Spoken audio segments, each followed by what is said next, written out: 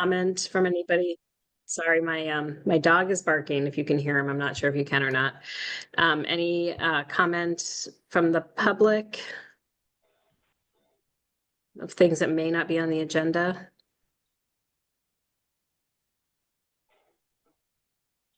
Okay, so should we just jump into it, Katie? Yep. I don't have the agenda pulled up in front of me. I was trying to get to it. Yeah, so I think everyone has been on a CAC meeting before. I'll shout out Ricky Lauren, who's tuning in from the New York CAC, which is great. And we can go right into the congressional update from Rebecca Ellis if you're ready for that. Hi, Rebecca. Thank you Hi for there. joining us. Sure. We appreciate it. Yeah, I think I know most of the people on this call, though not everyone. Would it be helpful for us to go around and introduce ourselves? It's up to you. Being the chair, you decide. Um, I can introduce myself, and then if people have questions, just introduce yourself then. So I'm Rebecca Ellis, and I am the state director for Senator Peter Welch. And I also cover environment and energy issues. So happy to be here today and chat with folks. And I don't know what would be most useful for people to hear right now, but it's pretty crazy, as I'm sure you all know. President Trump, on his first day in office, issued 44 executive orders, and I think the ones that are probably most impacting the Lake Champlain Basin programs are the Unleashing American Energy executive order, which called for a pause in the disbursement of funds that were appropriated through the Inflation Reduction Act, or IRA, as well as the Infrastructure Investment and Jobs Act, which we also call the Bipartisan Infrastructure Law, or BIL. And then there's also been a lawsuit an executive order, and I don't actually have the name in front of me, but rescinding all DEI, diversity, equity, and inclusion efforts. So I know that directly impacted the Lake Champlain Basin program. I was copied on the email last week that NUIPIC sent out, issuing a stop work order on all of the BIL IRA programs coming through NUIPIC. And then also, a cautionary note on all other programs that had other sources of funding. So I don't know if there's been any update yet from NUIPIC if that stop work order and other letter is still in effect, but this is a very fluid situation. Although there was an executive order issued, there was also a TRO, temporary restraining order, issued on February 3rd on the freeze and anything that attempted to freeze all those funds. So that includes the executive orders. So I had understood that EPA was unfreezing all of its BIL and IRA freezes. But I also know from ANR, most of that money's been unfrozen, but not quite all of it. So I don't know what's happened with LCPB communications with EPA. So if anyone has an update on that, I would be interested in finding that out. And then the second whole thing that's happening right now is that we are still operating under continuing resolution. That goes until March 14th. It's pretty unlikely that there would be a new budget starting March 14th, but it looks like more likely the Republicans will try to pass something that's equivalent to a continuing resolution through budget reconciliation.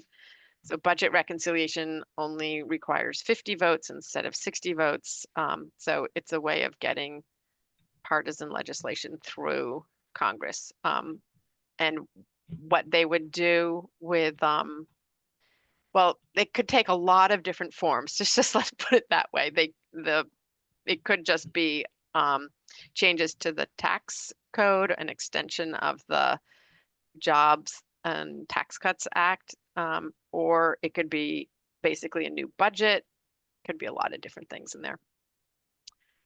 So I think I'll leave it there just to see if people have questions so that we're talking on things that people find most relevant.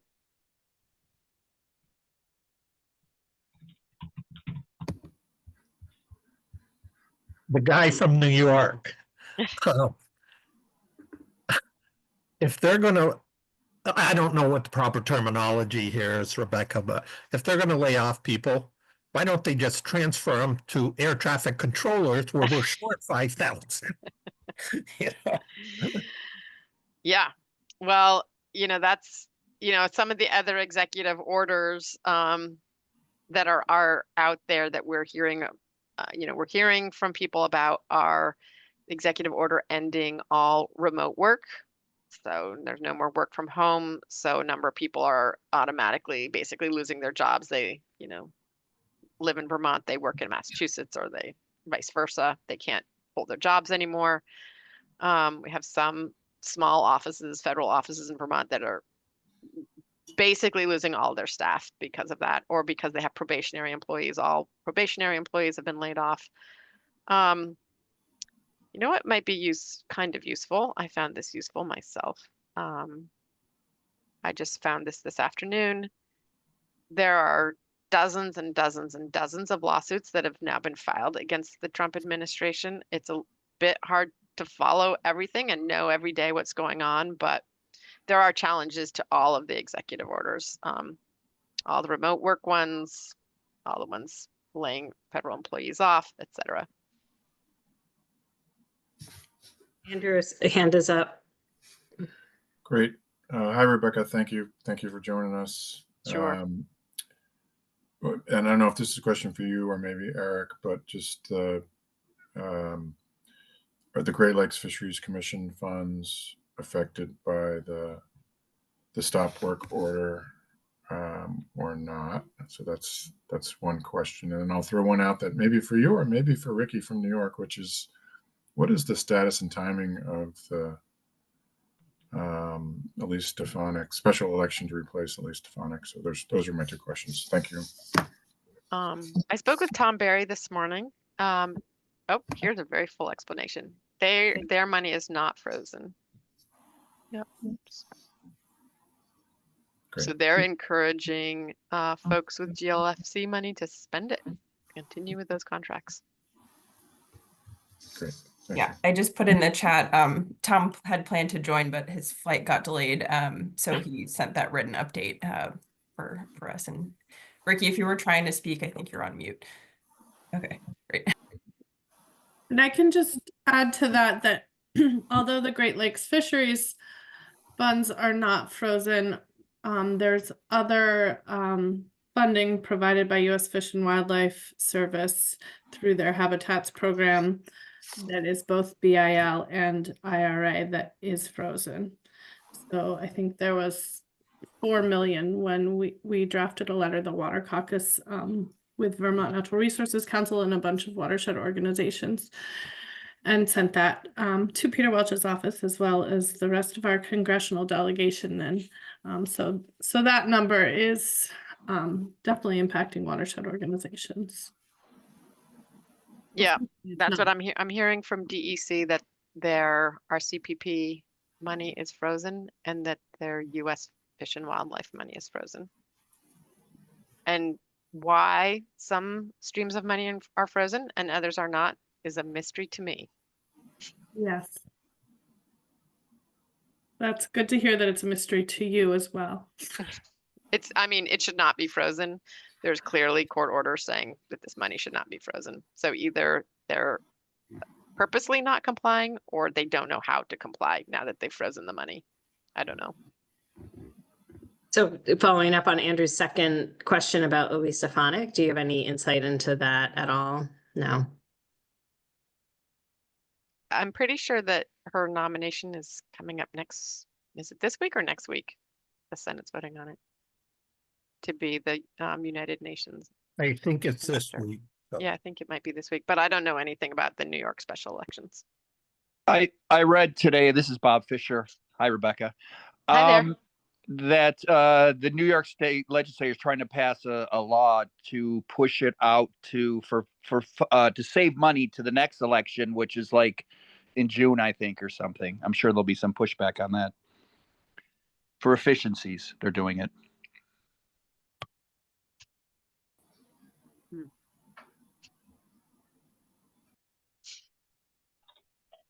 Other questions for Rebecca at this moment? Thanks for that link, Rebecca. I've been trying to follow it as much as I can as well. Yeah. Is there, Yeah. It's all in is there one place, any- so that's good. is there anything we can do to support Vermont community? I mean, what's our like?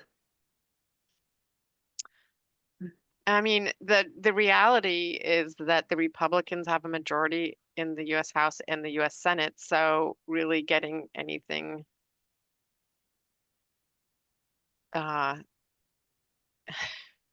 well, you know, the Democrats aren't going to be able to do anything alone. So it's going to have to be with either, you know, some bipartisanship or, you know, a few Republicans joining Democrats. So if you have friends in states that have members of Congress and members of the Senate who are Republicans, that, you know, talk to them.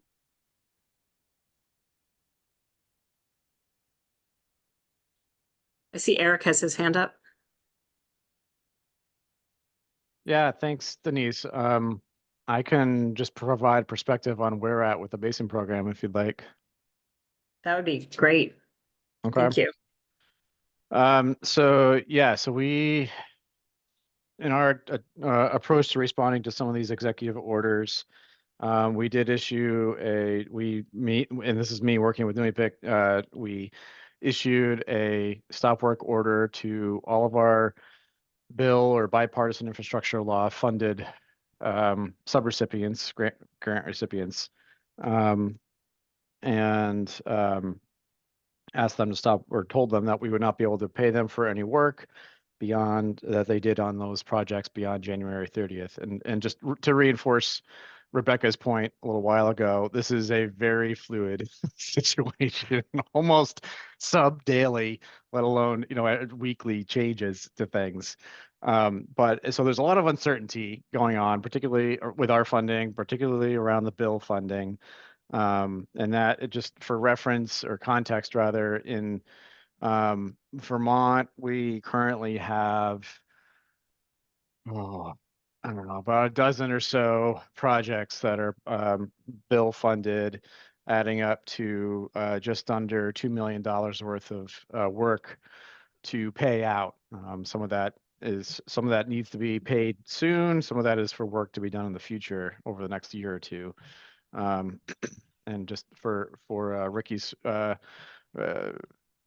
reference, that also includes about a dozen or so, a little less than a dozen projects in New York for about $1.7 million worth of work to be paid out. Anyway, so there's obviously that notice caused a lot of concern, understandably, with our grant recipients. We've been working with them as much as we can to share as much information as we can as it comes in. And there was also a lot of concern initially about the status of our other funding streams, our other EPA funding source, which is our base funding, and then the Great Lakes Fishery Commission, National Park Service, and NOAA. All of those streams, as was just mentioned, Great Lakes Fishery Commission is now fully operational. We are advancing all work that's supported with Great Lakes Fishery Commission with our EPA and National Park Service and NOAA funds. We are moving forward with active projects.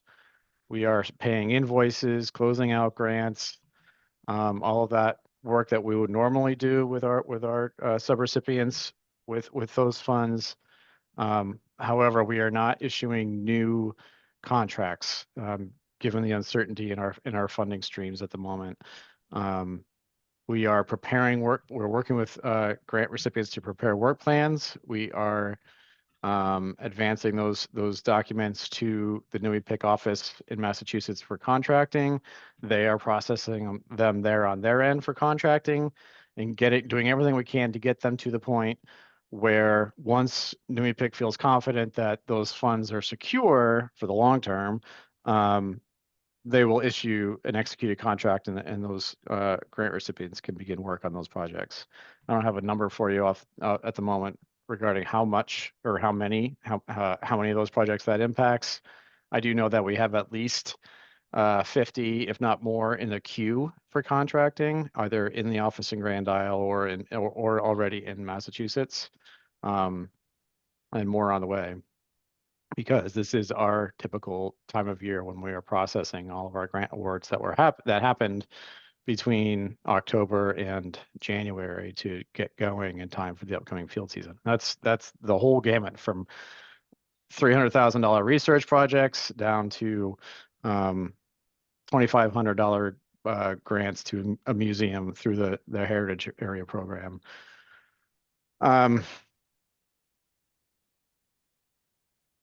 Back to Bill.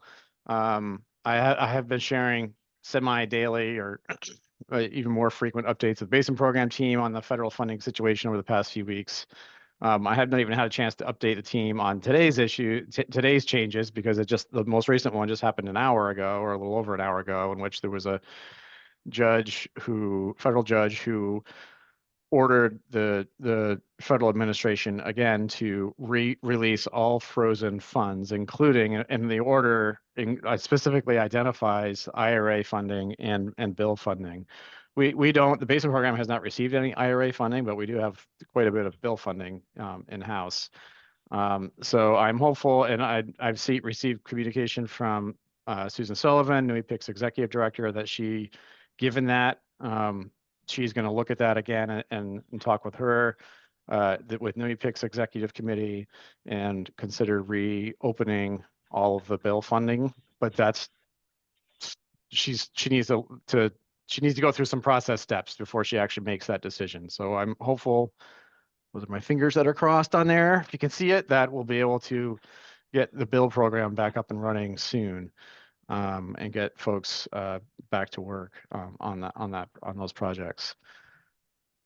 I think, is that everything I had for you? That did affect our staff for a little while. We have one person who's 100% funded on bill. We moved that position over to our base EPA funding for a couple of weeks, hoping we can get back to work on that program as well. And I know from a call I was on earlier this afternoon with folks representing NRCS and U.S. Fish and Wildlife Service and a few others, that they're all going through their own challenges as federal employees. But that's more their message to share than mine, I think, unfortunately. But I'll pause there.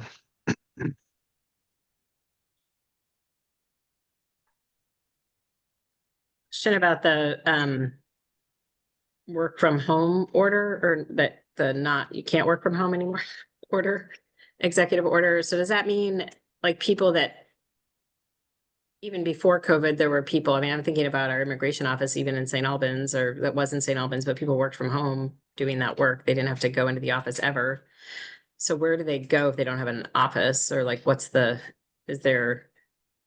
or even people that live in Massachusetts, but their offices are in New Hampshire, in DC. Are they just having to leave, or what do they do? My understanding is that they're required to either relocate or resign. But that's what I've heard anyway.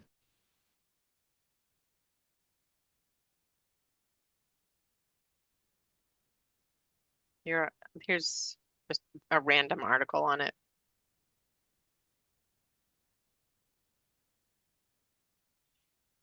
I think there is some waiver process. You know, for example, the USDA RD offices in Montpelier were in the federal building that was flooded, and I believe they've all been working from home for the last 2 years, and they have no office.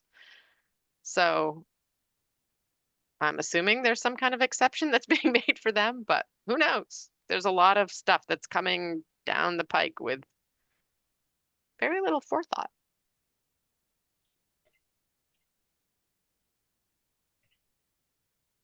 I'll also add the funding questions aside, given some of these other executive orders, we have now removed references, I think all references to diversity, equity, inclusion, disadvantaged communities, and all of that work that we've done over the past few years under the Biden administration. Those have all been now been removed from our websites, and we are no longer ranking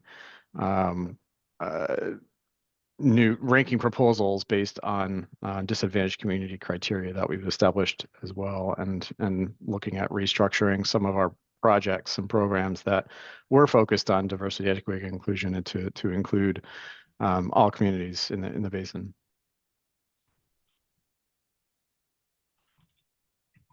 I wonder if we could, as a Lake Champlain Citizens Advisory Committee, just send our thanks to everyone for everything they're doing during these trying times. And I don't know, just so that they know that, you know, we care and we're thinking of them.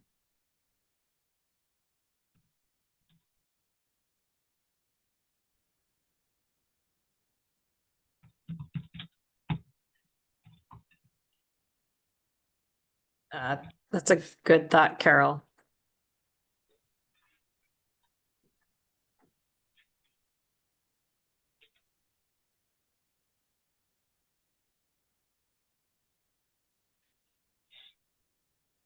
Thank you for the links, Rebecca. Does anybody else have any other questions for Rebecca?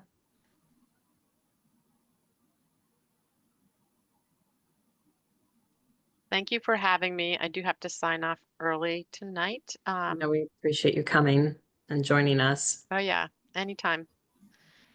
Thank you. Thank you. Thanks, See you. Rebecca. Thank you. Thanks, Rebecca.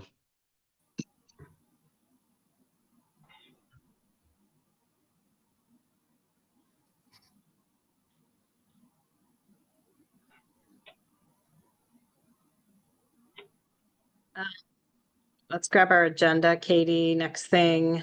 Yeah, next item is chair's update. If you had anything you wanted to share with the committee.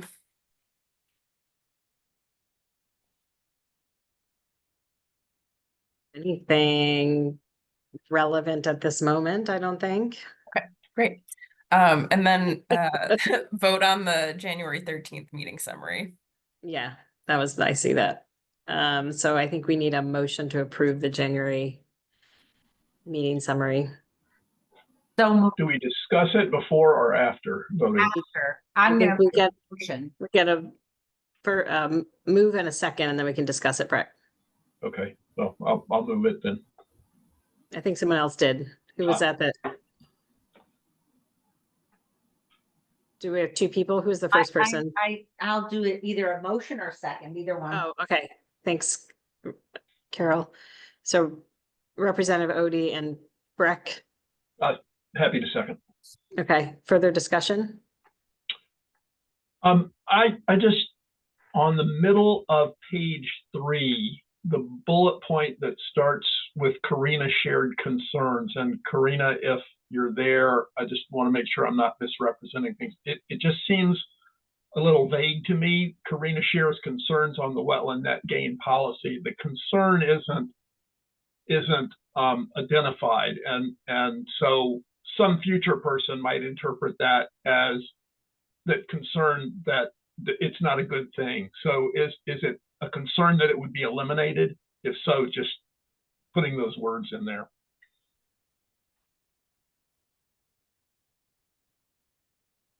She did have to step away, so I'm not sure if she's here right now, but I'm guessing that what that's supposed to say is shared concerns that the wetland net gain policy would be eliminated. And yeah, I think it was something about like the permitting. Right. I can't quite remember, but yeah, I can make a note of that and we can confirm with her. I would accept that as a friendly amendment. there is a very minor typo in the second bullet point on page 2 starts, Hillary asked for clarification about Rive. It should be river. Oh, great. Thank you.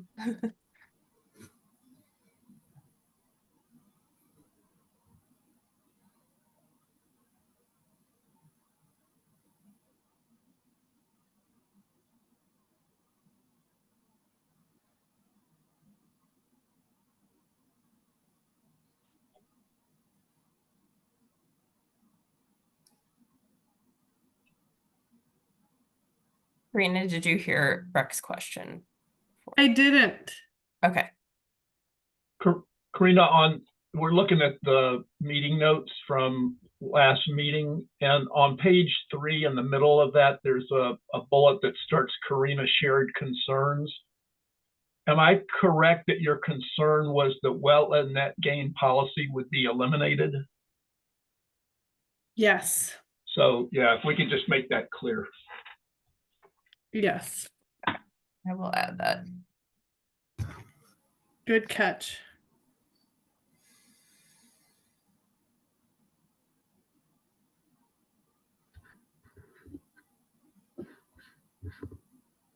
And that has already been introduced in the governor's housing bill.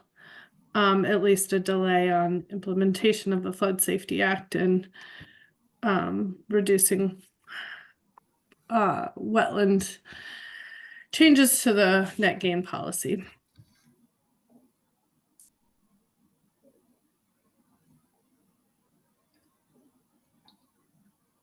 Any other discussion on the minutes?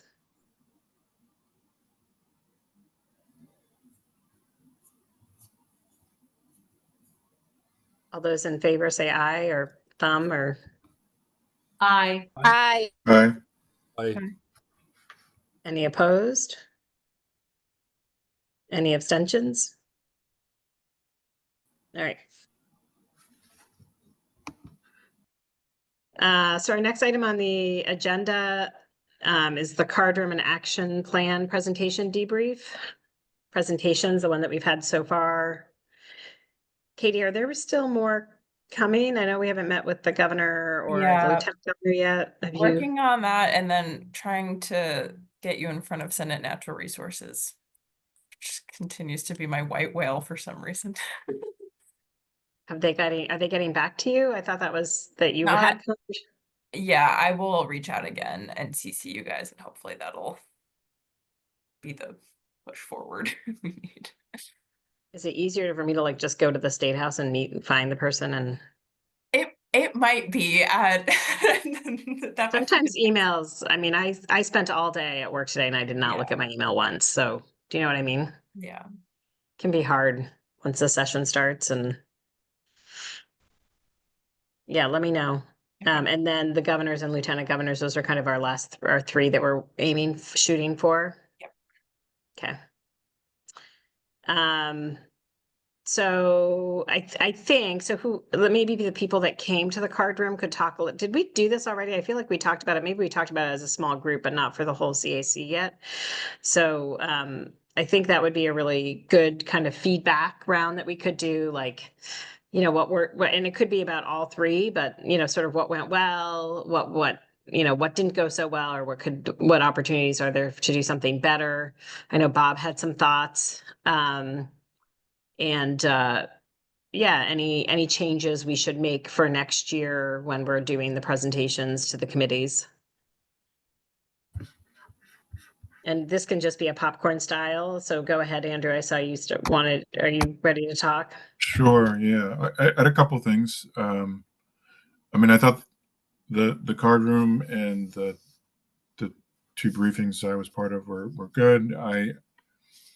I did spend the full morning in the card room, and I guess I'm not 100% convinced it was worth the effort in terms of the number of contacts, meaningful contacts and conversations that happened. And Bob was certainly there. You can weigh in on that. I mean, that seemed like the conversations we had half the time were people that weren't even in the basin. Their district wasn't even in the basin. They were just chatting with us, which is fine. but I didn't come away saying that was a really key contact that we hadn't made yet or was really important. So that was just my reaction. I did notice that the group that was set up in the cafeteria with lots of free coffee and donuts was getting a lot more attention. I'll just throw that out there. And then my only comment about the briefings, I thought they went really well, and I'm in awe of my colleagues on this committee about how well you presented. Some of it felt like, should we think a little bit more about tailoring it to that specific committee's interests a little bit more? So it's just a reaction as I was listening to everything as we did those briefings. So those were my 2 comments. Thanks. Appreciate that. I can just jump in and say, sorry, I'm still driving. I really enjoyed spending the time in the card room. I was there for the morning. I wasn't able to attend any of the presentations, but I will say, as somebody who's relatively new to this process, the being there and talking to people in kind of an informal setting, I found made me feel much more prepared if I were to go into a presentation with a committee or with some other person. And I felt like it was good practice getting my talking points down. And I do think I had a handful of meaningful conversations, but I agree with the fact that if we were set up in the cafeteria with some pastries and coffee, that certainly wouldn't help, certainly wouldn't hurt in the future, because they certainly got a lot of attention as well. But that's my opinion.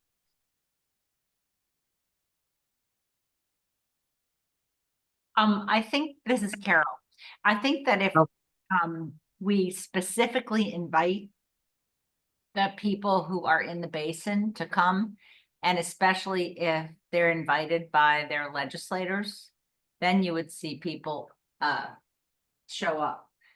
I mean, if people on this committee invited the legislators in the basin specifically, that would help. And the other thing is, if we have people in the community who'd be willing to come in the card room and stand with us, and they could recruit their representatives to come, that makes a difference. But having candy at the table and also being in the coffee area that helps, as you said.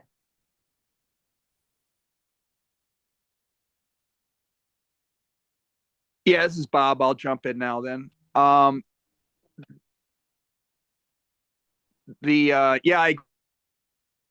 everything Andrew, Allison, and in fact, if some of it was diluted by the fact that we were there with, was confusing with, the lakes and program, because of the way the timing came, was off. So yeah, if you're going to use the card room again, I would go with Representative Odie's suggestion. But yeah, I think be more effective, just like we did with Green Mountain the week before, to put it out there. It's still hit and miss, but you get your message out. Thanks.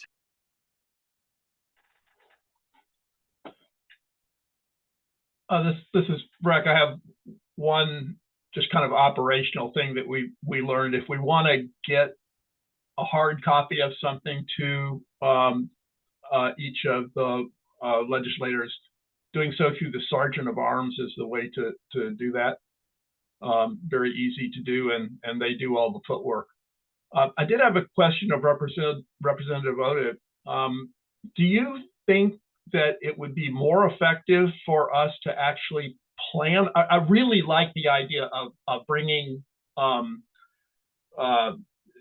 just citizens who are interested, especially in parts of the lake where we're not living. Do you think, though, that it would be more effective if we planned a meeting or planned an event and specifically invited the representatives from each of those areas, as opposed to just saying we're going to be in the cafeteria at a certain time or on a certain date? Would a more, not a formal meeting, but just identifying a time, do that? Well, you could do either one. One thing is, during the session, people are pretty busy. So it's kind of nice to be able just to stop in at the cafeteria and not have Okay. to go to an event. But, you know, when it's not the session, an event is good. And isn't that the point of us having the action plan is we invite all the legislators to that event when we release the action plan, which is a goal of that event. I think Breck was wondering in the State House, Breck, like an event specific in the State Oh, I House. see. Yeah, yeah, yes, exactly, yeah. I've been to a few of these card room events, and I kind of agree with Andrew. I haven't felt that they were terribly effective in reaching a lot of people. It's very hit or miss. And I don't know that whether moving just around the corner and sitting at a table and offering to buy everybody coffee and donuts is going to solve that, but perhaps. Well, I just think you have to know who you want to have there, and then you have to send multiple invitations, and you have to really, if I get an invitation and then I get it right, you know, it's a calendar invite, and also I get a little card in the mailbox, and also, you know, I have a reminder, the text message that day. All of it helps. And I have to know that somebody actually wants me to be there.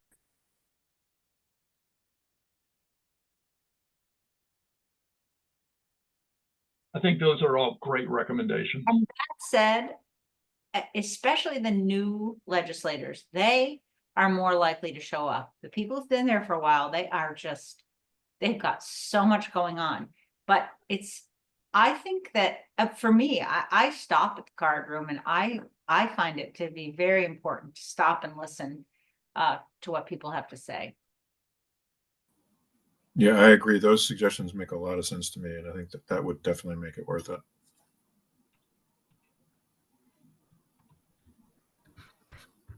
Yeah. My observation is one, I think the committee meetings went very well this year. I think we were organized, we were succinct. We, you know, really, I felt like kept to our timeline.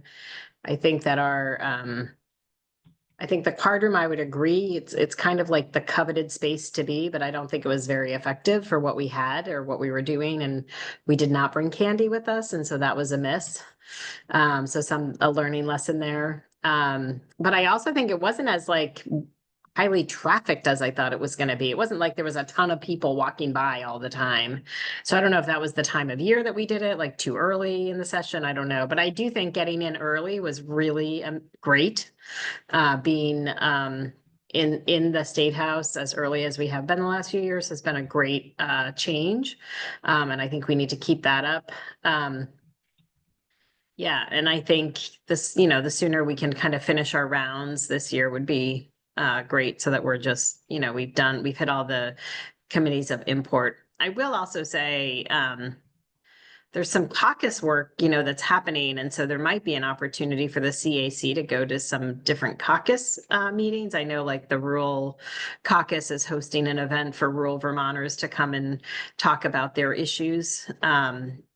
And that would be a place. There's also the governor's doing some hearings on the budget coming up in the next few weeks.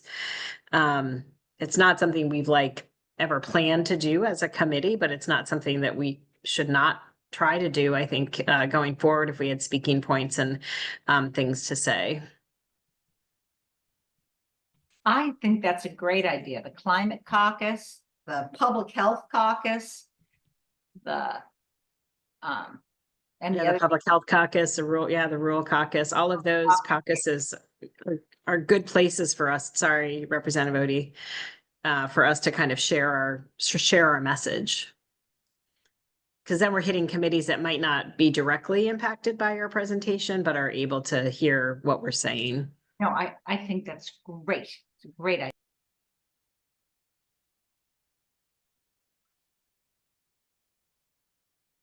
Are the caucus meetings listed anywhere in the same way that the committee ones are.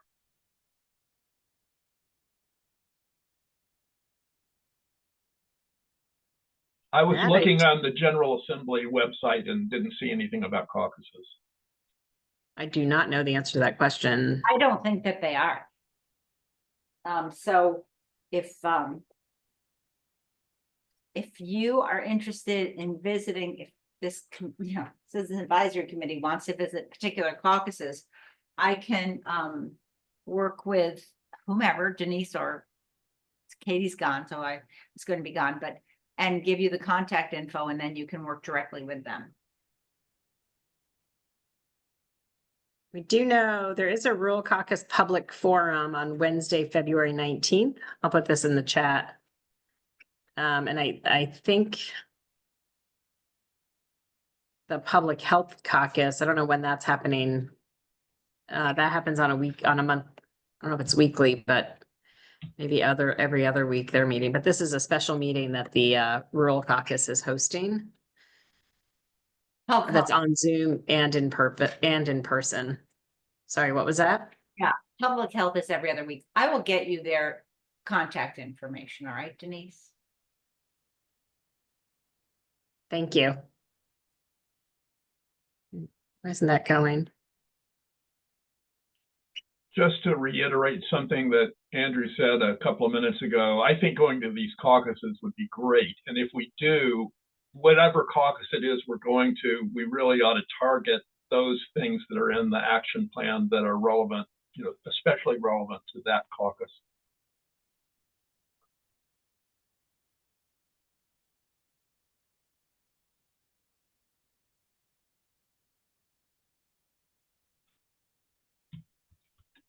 It's not letting me post in the chat, so I'm just going to send this to you.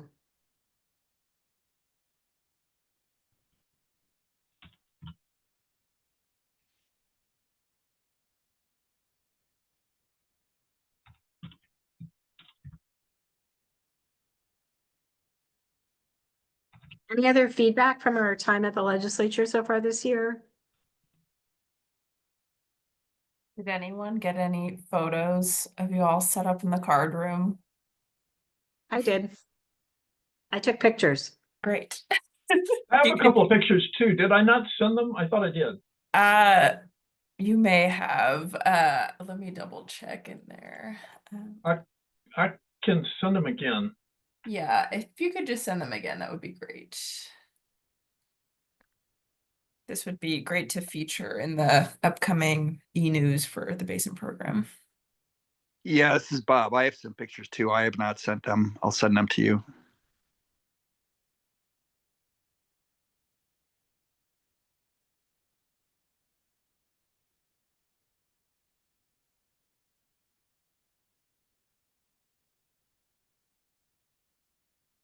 All right. Do we want to pivot to our next topic, which is our upcoming schedule for the year and who's going to support us?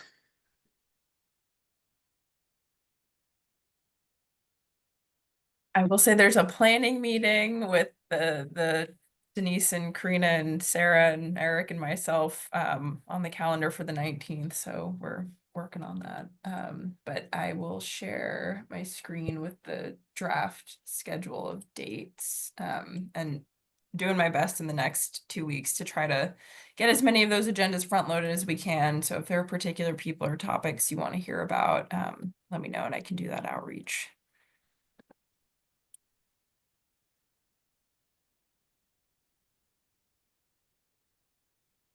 Could we focus on dates first?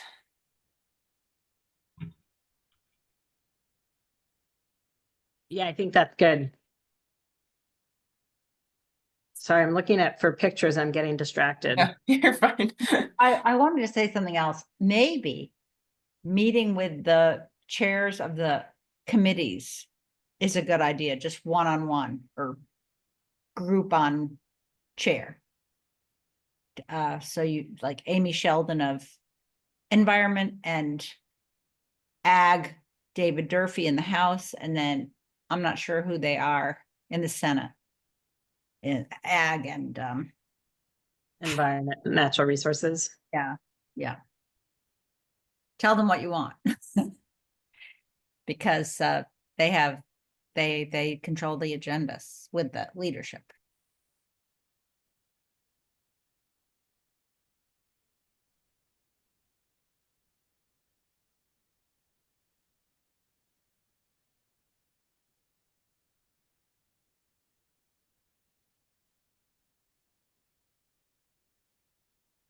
So generally, the CAC's been meeting the second Monday of the month, shifts a little bit depending on holidays or other things occasionally. So that's what's reflected here in the meeting date. So we're meeting today, February 10th.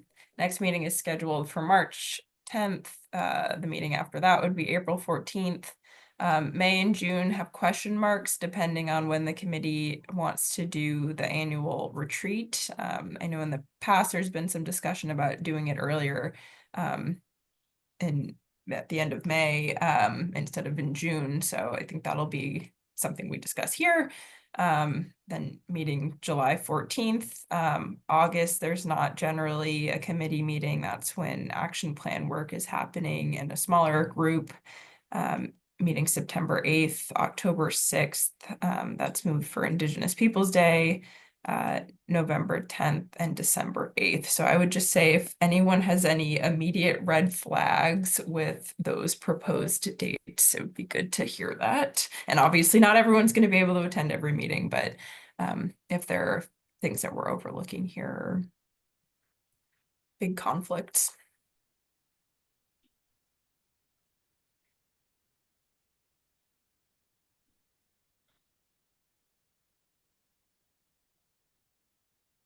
So I think you brought something up. We've been meeting in June for our retreat. And I think the question is do we want to move that to May? Is that what I heard you say, Katie? Yeah. That's what we've talked about.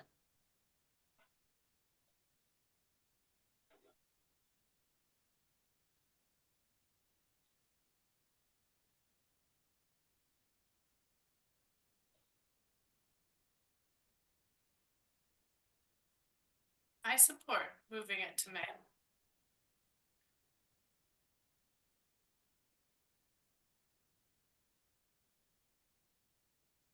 Does anybody have any objections, I guess, to moving it to May?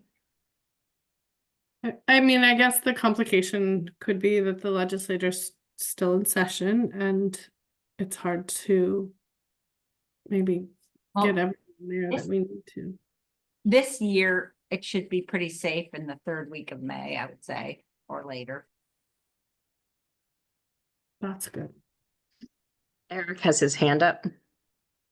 Yeah, I guess this isn't necessarily an objection to moving it to May, but just an acknowledgement that we haven't entirely figured out how to staff this committee. I talked with Sarah Coleman earlier today, and it sounds like Vermont DEC is able to pick up normal meetings through May at least. At that point, I was not aware that you'd be looking at moving the retreat to May. So I don't want to overcommit Vermont DEC.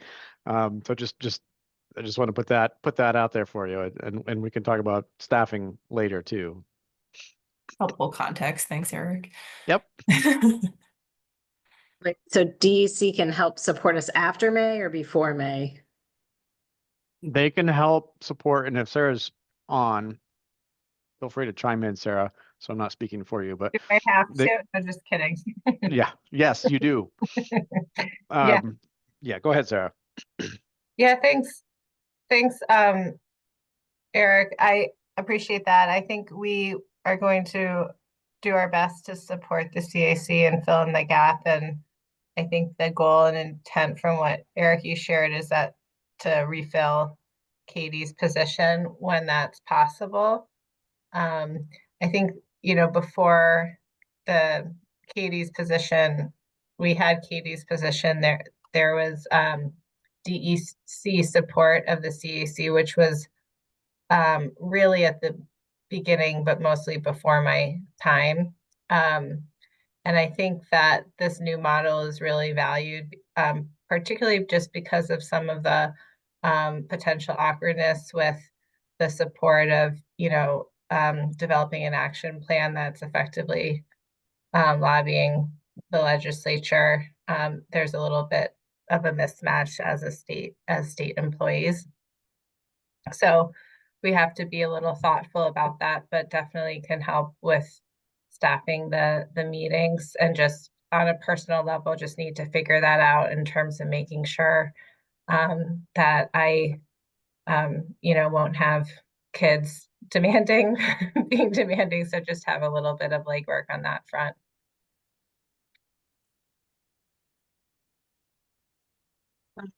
Thank you. Thank you, Sarah, and thanks for being willing to hop in and help out. And I totally understand the tension between the agency and us creating, developing, and presenting an action plan to the administration and the legislature.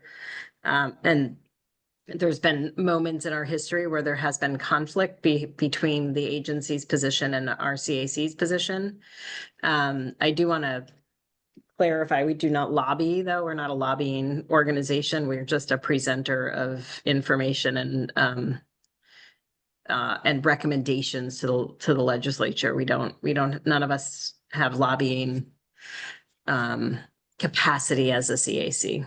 That's right. Excuse me. Thank you. No, that's okay. But I know I hear you when you say there's tension between the agency and the CAC, and we sometimes push a little bit more than the agency would like us to. So appreciate that. I'd like to just say I didn't think it worked very well last time with the agency and, with the help that we were getting, because they just didn't do everything that Katie does. And what Katie has been doing is really needed. And so, whoever you as the chair, I just hope that whatever help we're getting, that you're going to be able to direct them and say, this is what we have to have. And then they have to do it. Because we were supposedly had 10% of somebody's time or something like that. And we got just about no help.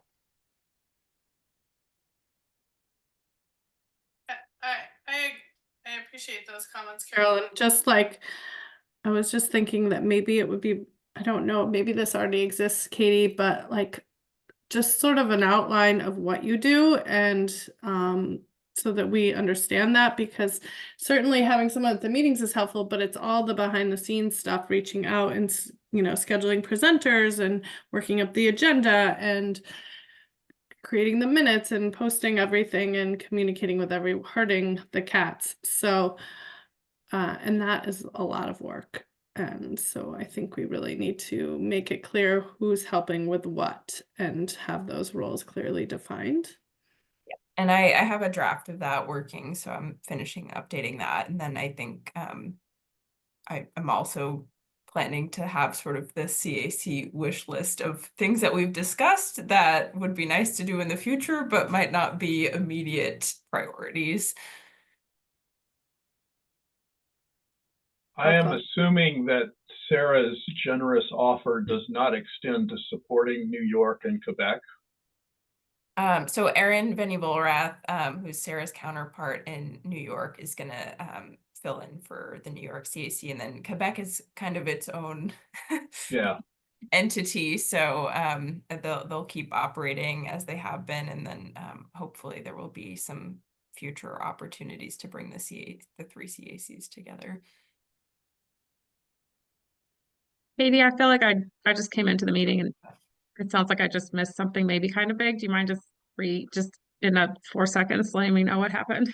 Yeah, so I don't know if you saw at the bottom of my email, but I will be leaving the Basin program February 21st. So we're talking about transitional things. So Sarah's going to be helping to keep the CAC moving forward in the interim through May, we're talking about, until my position can be refilled. And then we're just talking about, support for the other CACs, but working on mapping out the schedule and possible presenters and working to front load that as much as possible and get that in a good place before I go. Thank you. and you've been fantastic. So Thanks, Hillary. sad to see you go. Katie, you are providing support for at least New York, and I don't know how much for Quebec. Could you just comment briefly on how important you think that is? What do you mean? Sorry. Do you think it's important to have one person who is providing that support to all three of the CACs? Yeah, I think it's helpful to be aware of each of their concerns and priorities, and it's been helpful for me to, you know, sometimes the New York CAC has a presentation that I'll say, well, that would be really good to get in front of the Vermont CAC. So I think, you know, when possible to refill this role, having one person sort of be in that nexus, it's been very beneficial, I think. Thank you. I think that's important for us to hear.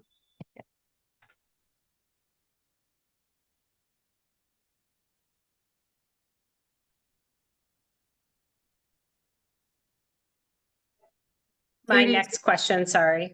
Can you all hear me? Oh, did you have another question?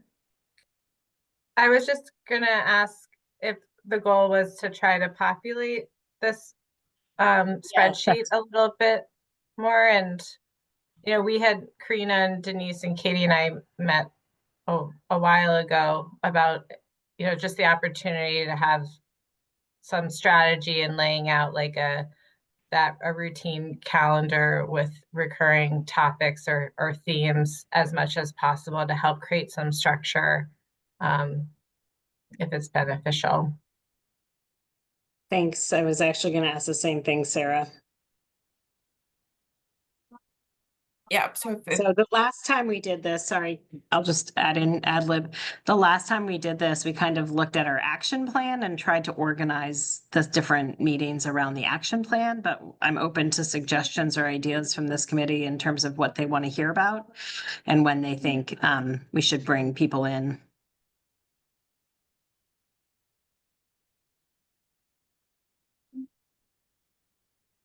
Katie, do you have?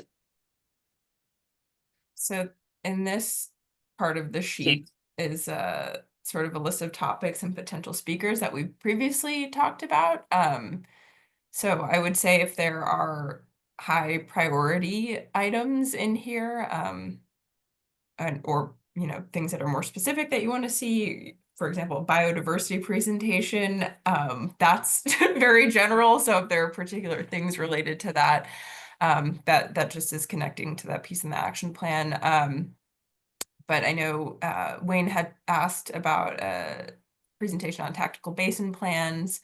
So that can be an easy starting point. I think some of this will probably be a little bit more opportunistic if we're trying to fill out the calendar quickly in the next couple of weeks, based on who's available when and who we hear back from. So it might not be as neatly themed per meeting, but we can do our best to make sure those themes are represented throughout the calendar.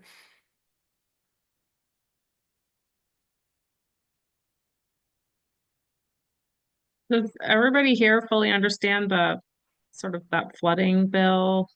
Rena, yes, whatever it was last year. The Flood Safety Act. Yeah, like obviously I don't. So I was wondering if that would be like a good topic to get updated on, unless everybody else here is totally versed in it. That was the last meeting.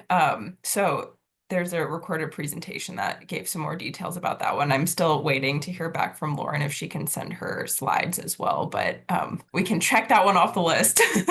I bet. So I've been having conflicts on Monday, so I would have come into that meeting late. So maybe I just caught the end of that or something. So I can look back at that. Okay, great. But it's a complicated one, and you know, we could give an update at the halfway through the session or something if needed.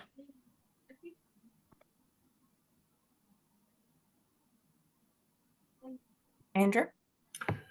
Yeah, you know, another big topic in our plan is relates to climate change, and I'm wondering whether having someone from the Climate Council or from ANR that can talk to the process and likely direction of the update to the Vermont Climate Action Plan that's now underway, and what our opportunities are to emphasize the need of co-benefits of the work being done through the Climate Action Plan to the priorities we have for Lake Champlain. So I just, whatever form that takes, it seems pretty important. The Climate Caucus, in terms of legislature, was mentioned, but I was thinking more in terms of maybe a staff level presentation or interaction.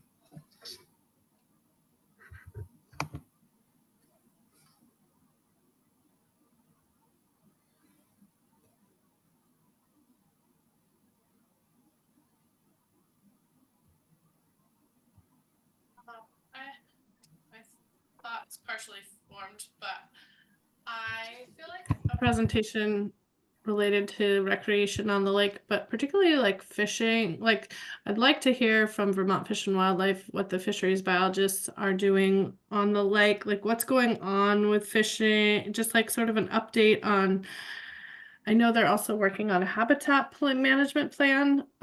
So I feel like there could be opportunity there for more. And I know there's different people that could provide different presentations, so I'm not exactly sure what we want, but I was just thinking about that. And another thing that Denise, Karina, and I discussed in our small meeting a couple weeks ago was potentially bringing in different watershed organizations from the Vermont side of the basin to do sort of a spotlight update on their work. So, Friends of Northern Lake Champlain or Watersheds United Vermont. The New York CAC has done this, not at every meeting, but at several of their meetings now, where they just, invite an organization who has similar goals in to sort of stay up to date on what they're doing and, similar efforts that they can help amplify. I think it would be useful to get an update on Act 250 and how well the amendments to it are working in the context of accelerating housing and at the same time protecting the lake.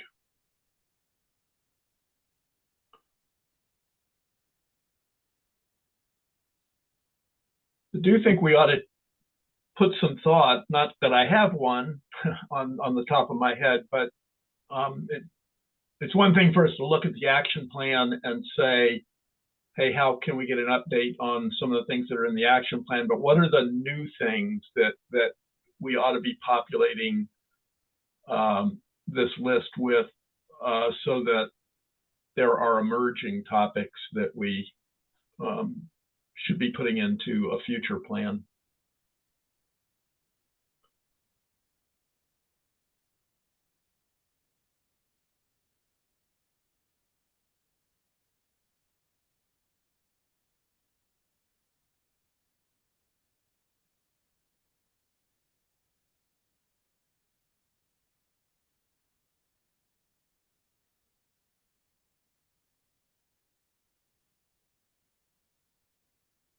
I mean, I'll just throw one out there, throwing spaghetti at the wall here. At some point, hopefully, the current chaos will settle down into some level of a moderate boil, and we will have some understanding of what the potential impacts of that are.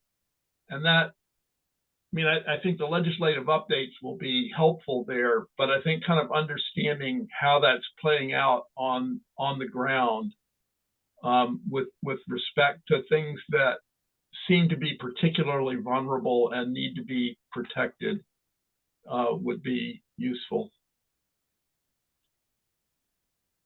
Are you suggesting a regular federal update, Breck?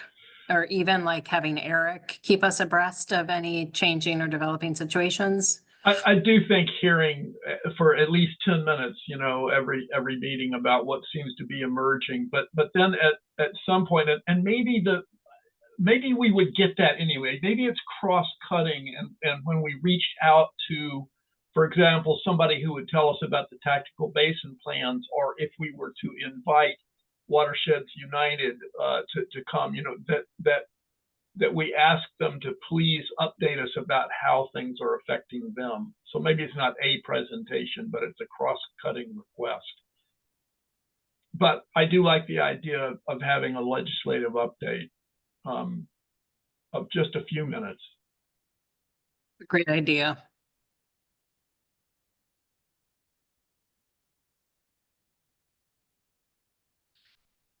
Katie, from a logistical standpoint, or Sarah, before you leave, like the scheduling of our retreat is always a bit of a, I mean, pain, to be totally honest. So I'm wondering, is that something that we'll try to do prior to your departure, Katie? Could we start like with a doodle poll or something? So, and if the CAC members could pay attention to it and get back to Katie ASAP on that. But like the last fourth week of May, it's usually on a Thursday. Sometimes we do a Friday, and it's usually at the basin offices. So if we could just find out when there'd be availability there and get some dates thrown at us, late May, early June. I might let Eric respond to this first, since I don't want to make commitments for things that will be happening after me. But yeah, I got the impression that we should not be shooting for a May retreat at this point. Okay. So I June would then. say, I don't know, we Denise, maybe we should have another conversation with Sarah and others at Vermont DEC about coordination of the committee and what is practical. I guess I'm not necessarily suggesting that the committee not have their retreat in May, but we just need to figure out the capacity, who has the capacity to run it. And I don't frankly, I have a good feeling I need to talk with Katie to find out what's involved in that. I know I just heard you say that it's a lot to get it scheduled, but I don't really have a good feeling for what else is required in the run up to the meeting, and then follow-ups from it afterward.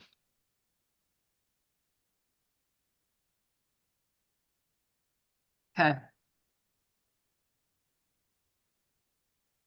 Yeah, I hope that like this transition doesn't have to be a huge interruption to the CAC business. I think you know, there's acknowledgement how much value and contribution Katie has brought to the Vermont CAC, and that's not easily or quickly replaced. And so it might be a little bit bumpy, but definitely don't want to, you know, support as much as I can, and also will be reaching out to my team where there's gaps, and also it'll be really helpful to connect in a smaller group with Katie and Denise and Eric on what what Katie's doing and what the priorities are, and yeah, where those gaps might be.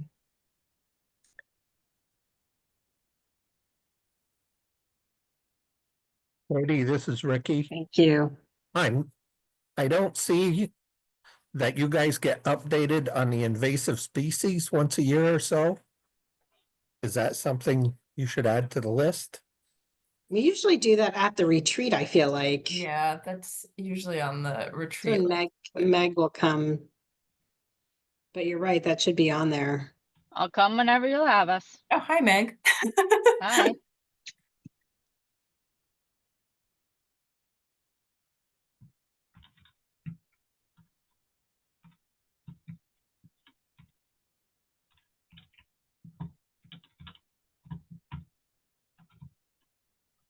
Okay, any burning topics of interest that you don't see reflected on here?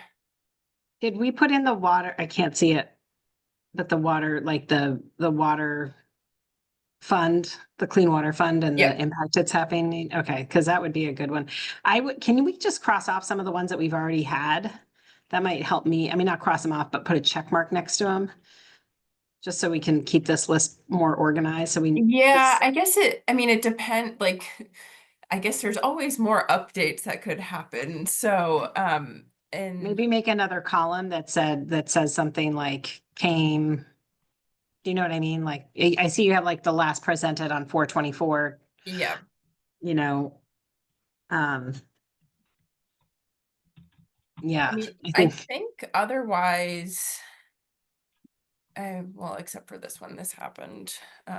yeah, that one did happen. That's the one I was looking at, actually. I don't remember, that was like Maybe, was that at the retreat? I think so. that was at the retreat, yep.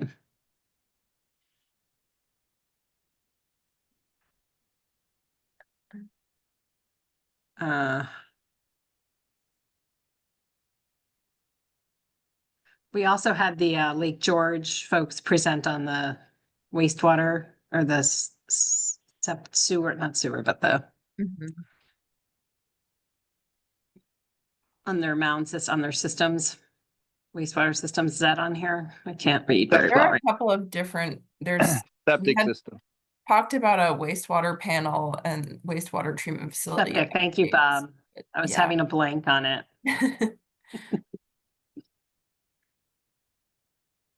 Yeah, but maybe if there was a column like that just said, you know, when it happened, or I don't know, just like a separate column will help me.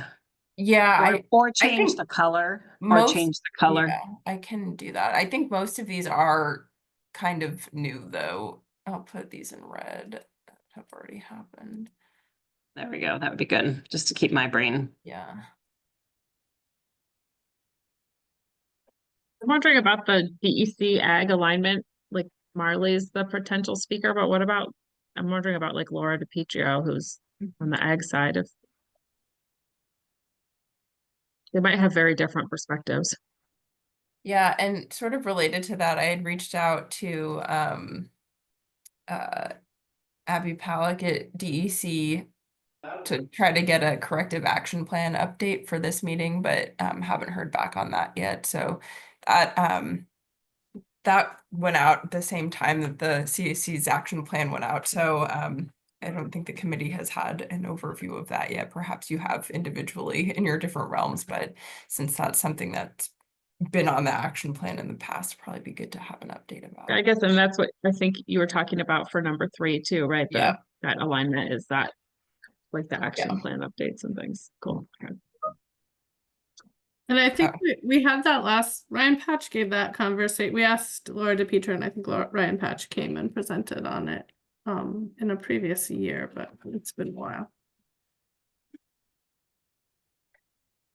It might have been before the actual EPA ruling came down too, right, Karina? Yeah. Like that response to that will be really interesting. Like, where do the inspectors end up and how's that all going to work? If there's an EPA.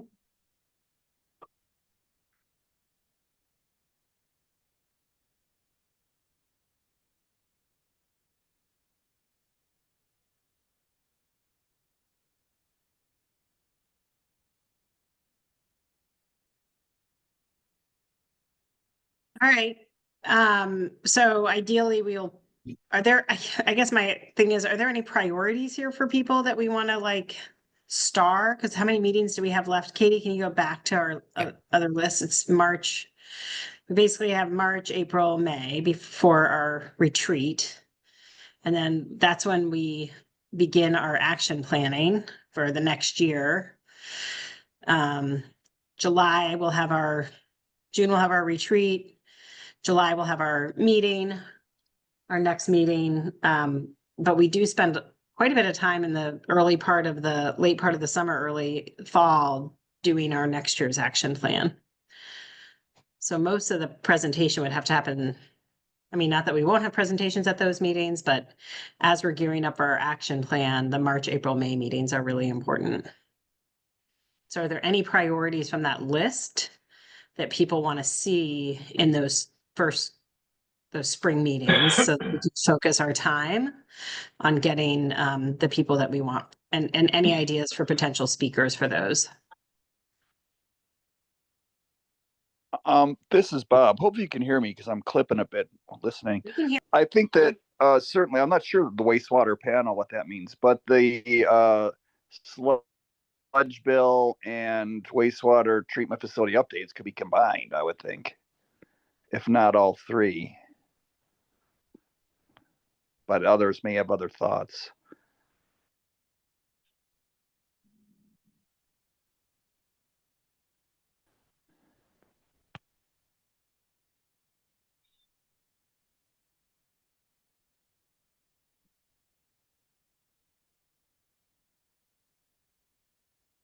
You can't hear me. I said, turn those green, Katie. Oh, The ones that people are for. I'm like a visual person. I can't. Yeah, there we go. What is the wastewater panel? I think that was just a concept more than anything else. That was from the list last year. I think part of that has been addressed through the update from the Lake George folks. That was a priority discussion. Yeah, I think if the committee has new thoughts on what they want to hear from related to wastewater, we can start with that, and I will just get rid of that for now, and we can add it into this cell.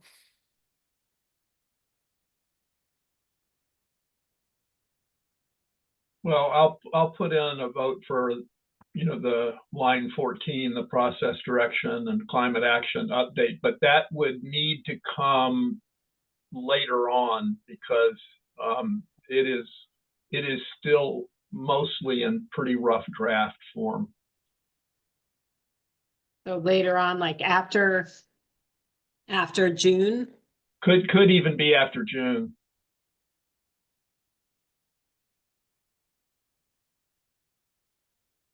And I just to clarify, Bob, were you prioritizing the wastewater one, or were you just thinking that those I was should? just combining it. No, I That's what wasn't I thought. necessarily prioritizing it over other ones. I was just combining those. It seemed kind of redundant to have three separate wastewater ones, in my opinion.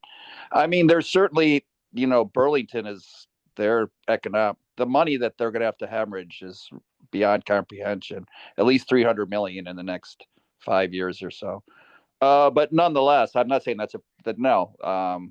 It's up to the group, whatever the priorities are. I just wanted to combine those. It seemed redundant. Thank you.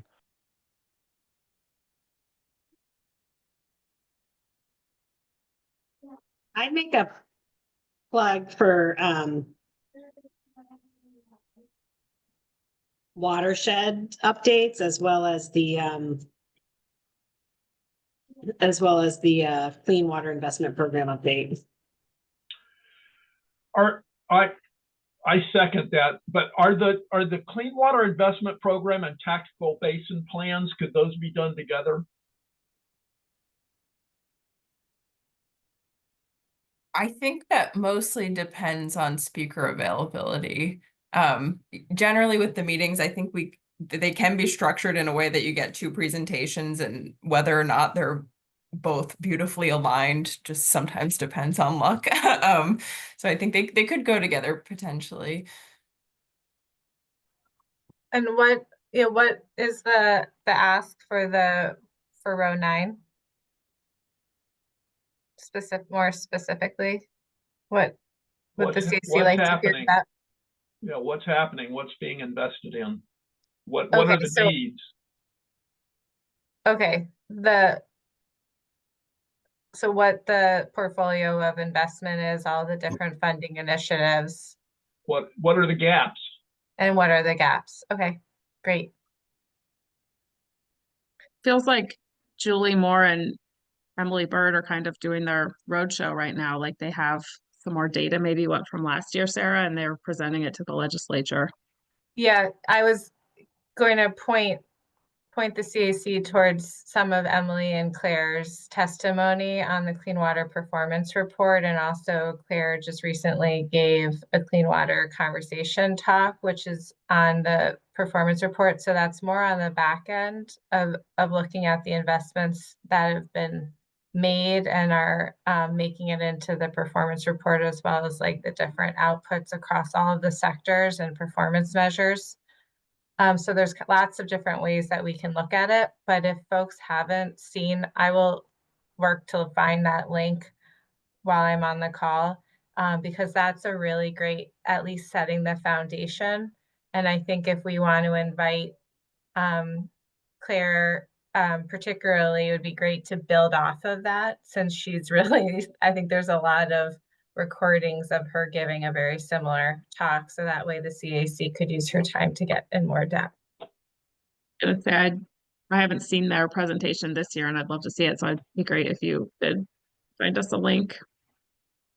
Sure, they did a great job in testimony. I watched some of that, and then also she, like I said, just did the Clean Water Conversation series. I'll work on finding those links. Sure.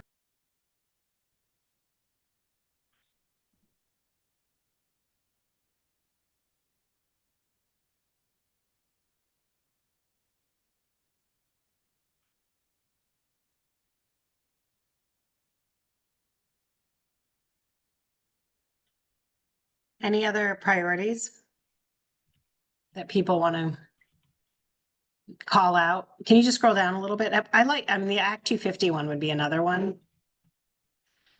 Although I feel like it's so new, I don't know if there's. Go out there and start it right now. I feel like the Act 250 is in so much flux right now that it might be more valuable a little bit later on. Oh, I feel too. I do think Lake Carmi update, I think you mentioned that one, Denise, but that could be, were you thinking that'd be a watershed organization, or who would give that update? I mean, it could be part of the watersheds update. I just feel like they've been very active, and I think there's some thoughts around doing some interesting work, more interesting work up there and piloting stuff, so.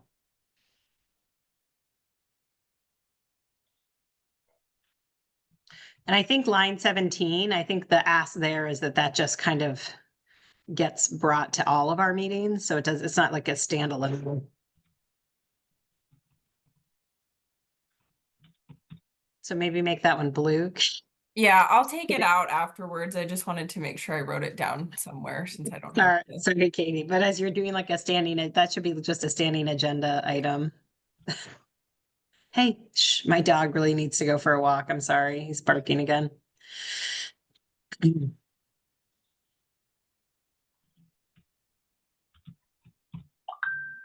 All right, are people feeling organized about like what's kind of coming next with Katie's departure and our next set of meetings that we're talking about?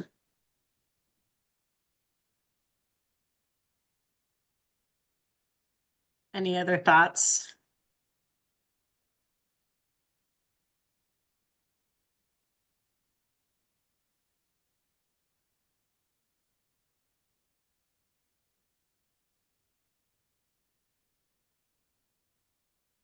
All right. Are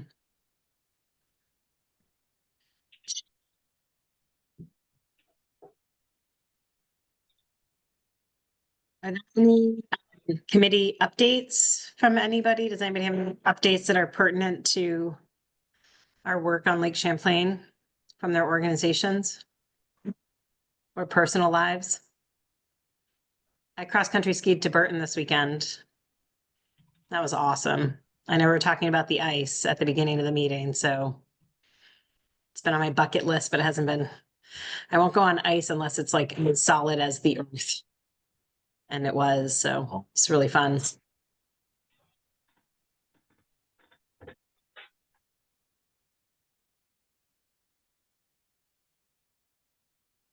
there aren't any updates, since we didn't have another speaker, I just put that in to fill the space, but it's okay if we end a little early too. But if people have updates, the New York CAC always has this on their agenda. So another way in which we're cross-pollinating. The New York CAC always has us on their agenda. Is that what you said? Updates just on the committee members and their. Oh, we've never done. I was wondering. I was like, where'd that come from? That's a nice touch. I like it.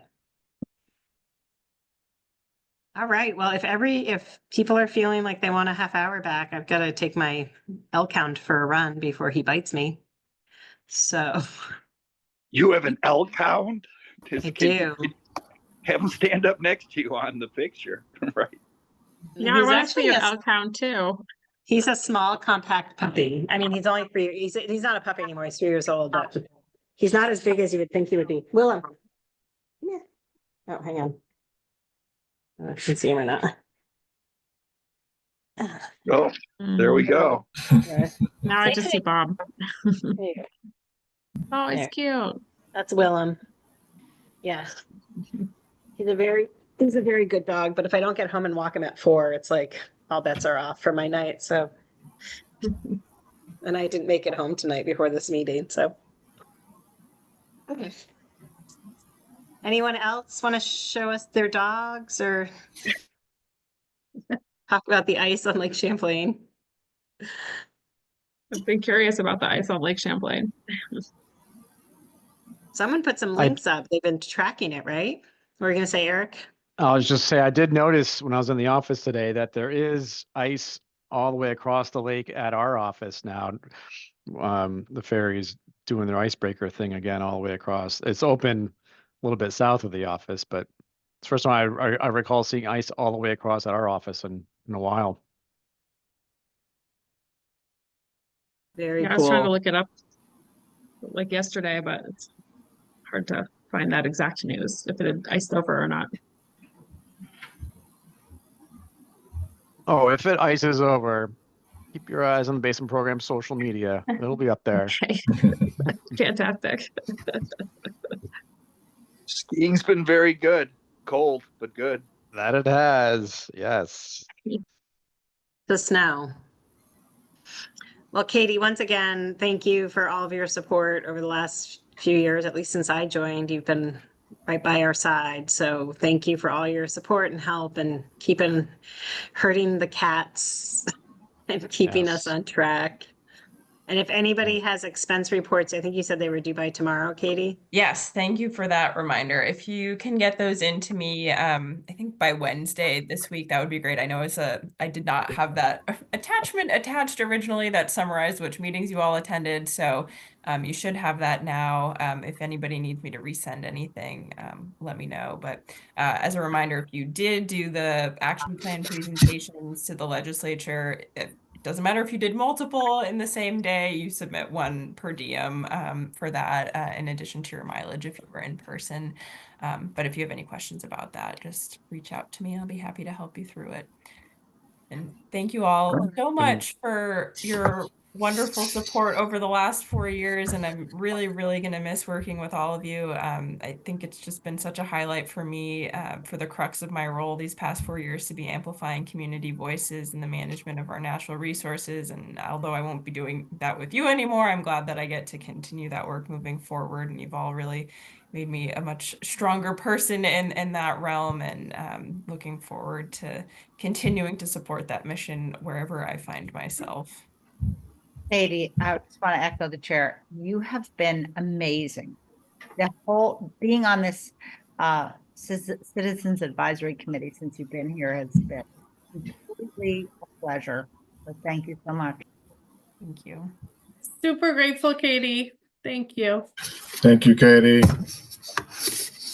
Yeah, Katie, you knocked it out of the park. I've been on here 15 years, and I mean, Bethany did a good job, and Michaela. But I mean, yeah, no, you were outstanding. I'd hire you anytime.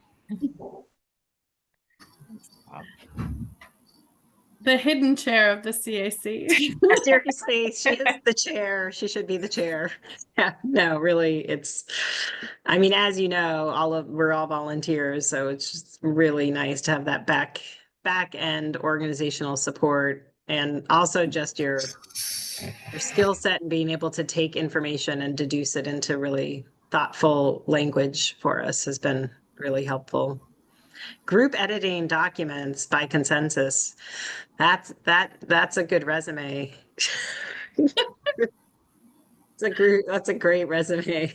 Successfully group edited multiple documents with a group of people. Yeah. So thank you. All right, all. Well, have a good night unless anyone has anything else. We ended early on your last meeting, Katie. Yay.